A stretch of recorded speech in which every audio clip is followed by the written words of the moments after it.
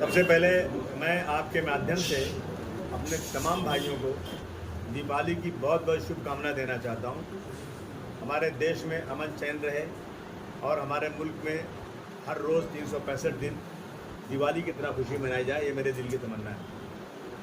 मैं गोंडी मानकुश शिवाजी नगर में पिछले 20-25 सालों से काम कर रहा हूँ। बहुत बार MLA भी हूँ। अभी देख रहा हूँ कुछ लोग, छोटे भैया लोग जैसे लोग, जो अपनी राजनीतिक रोटी सेकने के लिए मेरे इस मानकुश शिवाजी नगर को बदनाम कर रहे हैं। जैसे लगता है मानकुश शिवाजी नगर में नशा नशा नशा और कुछ है ही नहीं। इसलिए मैंने तय किया कि मैं गोंडी का टैलेंट इस गोंडी में दिखाना चाहता हूँ। इस गोंडी में IAS भी बने हैं, डॉक्टर भी बने हैं, PhD भी किया है, IT के लोग बहुत हैं, बहुत सारे बड़ी बड़ी पोस्ट लेकर बड़ी बड़ी कंपनियों में काम कर रहे हैं।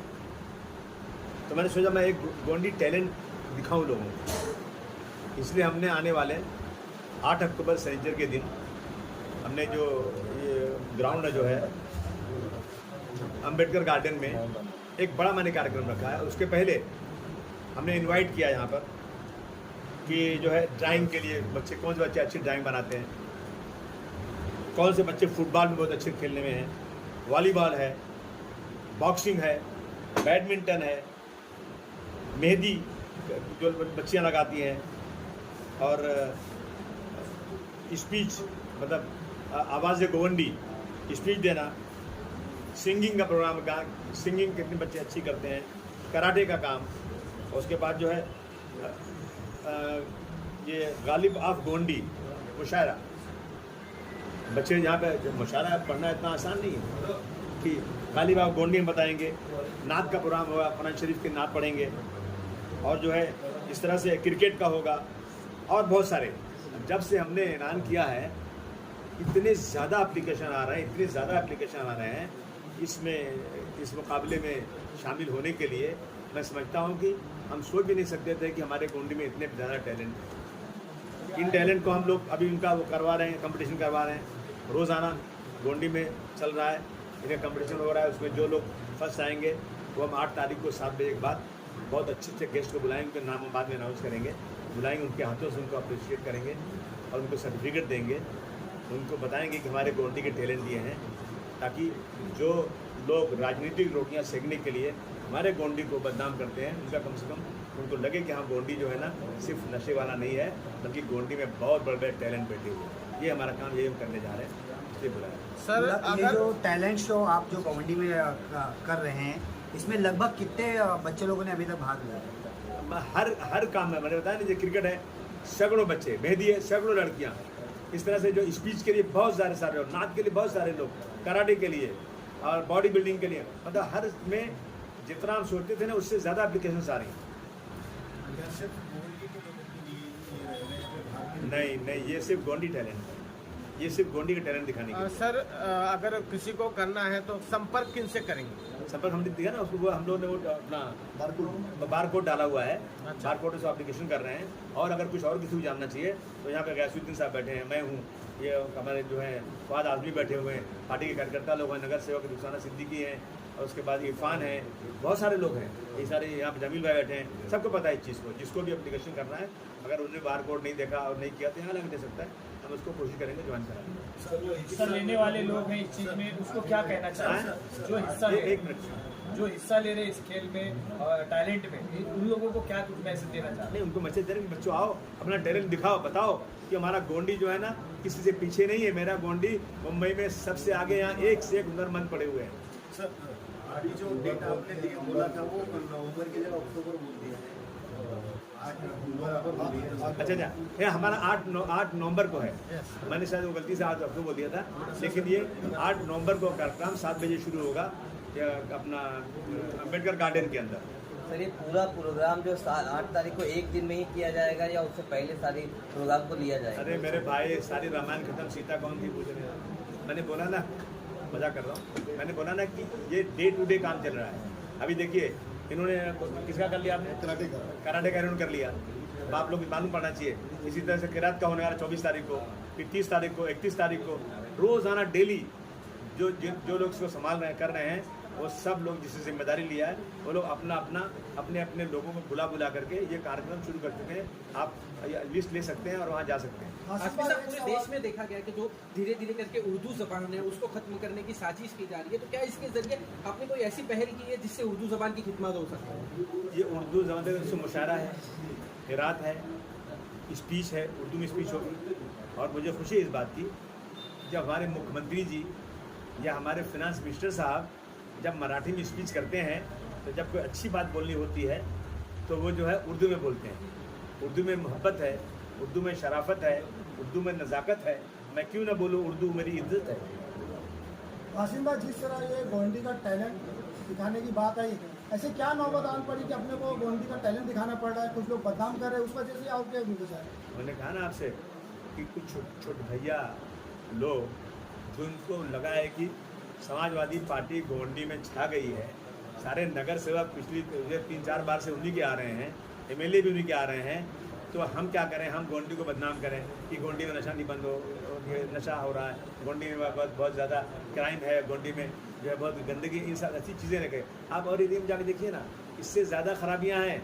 मैं कल गया था बाईकल्ला ऐसी जगह, बिल्डिंग की जगह, आप जाके देखेंगे ना तो मैं दावे से कहता हूँ कि बाईकल्ला के 207 वार्ड में कल मैंने दौरा किया, इतनी परेशानी वहाँ पर है, शायद गोंडी में इतनी परेशानी नहीं आज तक होगी। बहुत सारे एरिया में ऐसी चीज़ें हैं।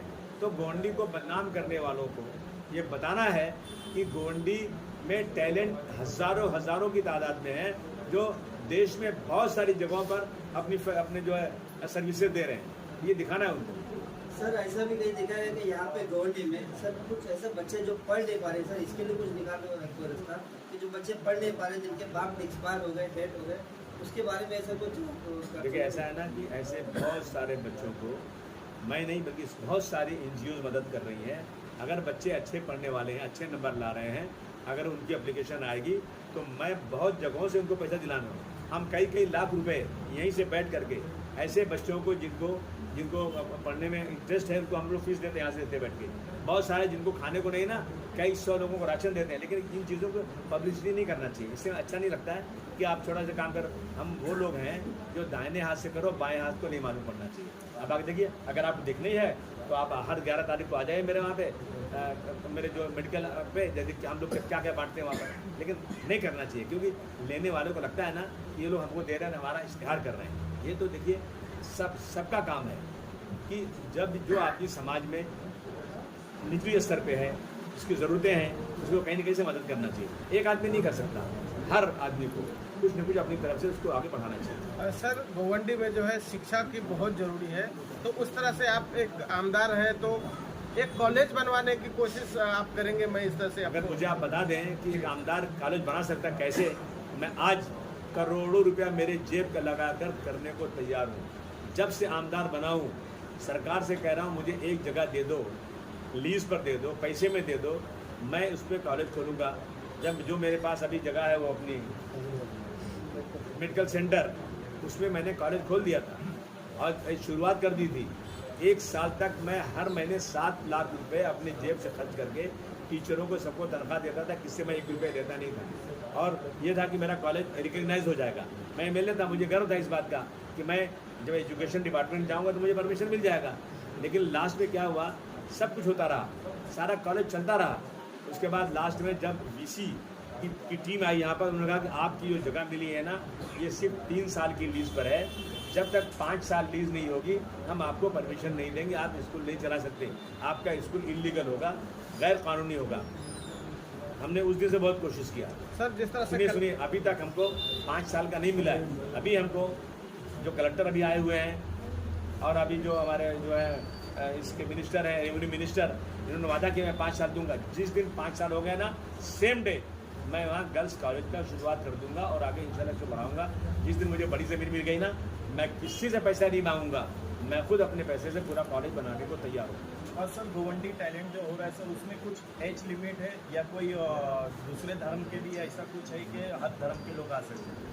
यहाँ धर्म की कोई बात ही नहीं है। लेकिन जो लोग धर्म की बात करते हैं वो BJP के लोग हैं, वो RSS के लोग हैं। समाजवादी पार्टी इस मुल्क में जैसे दो आंखें हैं ना, एक हिंदू एक मुसलमान, एक भी आँख खराब हो गई ना तो आदमी बदसूरत हो जाएगा, काना हो जाएगा। मैं इस देश को खूबसूरत देखना चाहता हूँ। हमारे यहाँ हिंदू मुस्लिम में कोई अंतर नहीं है, जितने भी आएंगे ना सबके साथ इंसाफ होगा। इलेक्शन के टाइम पे देखा गया अक्सर करके आसिम भाई कि कुछ लोगों का एक शोषा हो गया है कि गोंडी को बदनाम करना चाहे किसी भी संदर्भ में, उन लोगों को आप क्या एक चेतावनी देना चाहेंगे? तो कहेंगे भाई सुधर जाओ। सर एक मुख्यमंत्री भी अगर आपको कुछ उल्टा कहता है तो आप पलटवार करते हैं, लेकिन यहाँ पर कुछ चंद सोशल वर्कर या आपके निकाले हुए या कोई आपके खिलाफ हो रहा तो आपने चुप्पी क्यों साथी उनके खिलाफ आपको क्यों? मुझे बचपन से सिखाया गया है कि कीचड़ में पत्थर डालोगे ना तो छींटा अपने पर आएगा, और ये भी सिखाया गया है कि जब हाथी चलती है ना तो चारों तरफ से कुत्ते भूखते हैं, हाथी मस्त होकर चलता रहता है। मैं वही हाथी हूँ। सर इलेक्शन दूसरा सुनिए, पलटवार होगा तो ये कुत्तों का इंजेक्शन कब लगाया जाएगा? जनता देगी उसका जवाब, पलटवार जो है ना इलेक्शन में होगा। जनता देगी उसका। जो लोग आज तक अबू आसिम के आगे पीछे रह करके उनका धन्यवाद, उनका शुक्रिया अदा करके चिल्लाते थे, उनकी ज़बानें घिस जाती थी, वो एक बैग कह रहे हैं कि अबू आसिम ने कुछ काम ही नहीं किया। कल तक तो तुम ये कह रहे थे। वैसे लोग क्या बोलते हैं? दोगला, दो जबान वाला। और मैं ऐसे लोगों के का जवाब देता नहीं ना। मैंने मेरे तमाम कार्यकर्ताओं को मना किया है, नाम भी मत लेना। अगर तुमने नाम ले लिया तो बड़े आदमी बन जाएंगे। वो चाहते हैं हम उनका नाम लें, नहीं, हम जानते नहीं कौन लोग हैं, बोलने दीजिए। सर इलेक्शन आ रहा है नजदीक बीएमसी का, तो समाजवादी पार्टी जो है अकेले लड़ने वाली का किसी से आप अलायंस करने वाले? 101% अकेले लड़ेंगे, किसी के साथ अलायंस नहीं करेंगे। समाजवादी पार्टी पूरी ताकत से अकेले लड़ेगी। जो बिहार में कांग्रेस ने किया है ना, ये बहुत गलत किया है। इससे पूरे देश में एक गलत मैसेज जा रहा है। पूरा इंडिया अलायंस को ये तोड़ देना चाहते हैं। कांग्रेस की लीडरशिप यहाँ ही नहीं है, किसके साथ जाएंगे हम लोग? हम हमेशा हमने यही किया है कि बीजेपी के मुकाबले में कांग्रेस को साथ दिया। ये कांग्रेस यहाँ ख़त्म होती जा रही है। कांग्रेस चाहती है कि आओ हमको दो, हमसे कुछ लो मत। तो इसलिए हमने तय किया है, और हमने अपने राष्ट्रीय अध्यक्ष जी से अभी हम ऊपर बात कर रहे थे, आपके पास आने के पहले उनसे बात कर रहे थे। उन्होंने कहा कि जो आपको महाराष्ट्र में सही लगे आप कदम उठाइए, हमारी तरफ से पूरा परमिशन है। आर्मी साहब, आप शिवसेना के साथ में सरकार में रहे, वहीं इस बार जो है एक अनोखी पहल देखी गई है जहां दो भाई एक साथ आ रहे हैं, राज ठाकरे और उद्धव ठाकरे। अगर वहां से आपको निमंत्रण किया जाता है अलायंस के लिए, तो क्या आप उनके साथ जाने के लिए खुले हैं? किया गया निमंत्रण, आइए, लेकिन हम नहीं जाएंगे।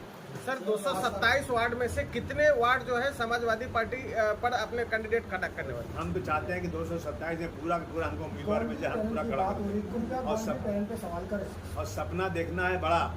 गांधी जी ने कहा था सपना बड़ा देखो, छोटा मत देखो। मैं समाजवादी पार्टी का मेयर बनाना चाहता हूं। अगर मुझे 227 में अच्छे उम्मीदवार मिलेंगे, लोग मुझे वोट देंगे, तो मैं वहां खड़ा करूंगा। नहीं तो जहां जहां अच्छे उम्मीदवार होंगे हर जगह खड़ा करूंगा। हमारा आखिरी सवाल हासिम जी, गोंडी टैलेंट में आप एक जनता को क्या संदेश दें? गोंडी में टैलेंट जितना है उतना कहीं नहीं है।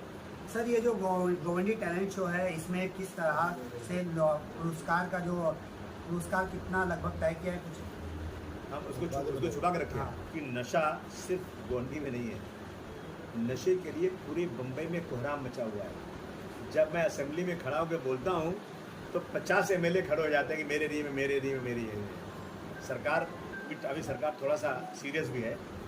हमारे जो समीर शेख साहब आए हैं, उनसे हमारी बातें हुई कई बार, इसीलिए तो सब परेशान है ना। ये नशे वाले का अब क्या होगा? मेरा मदद कर रहा है भाइयों का बेटा जो शोले में कालिए का हुआ था। हाँ, तभी सबके साथ जो है ना बहुत सख्ती बरती जा रही है।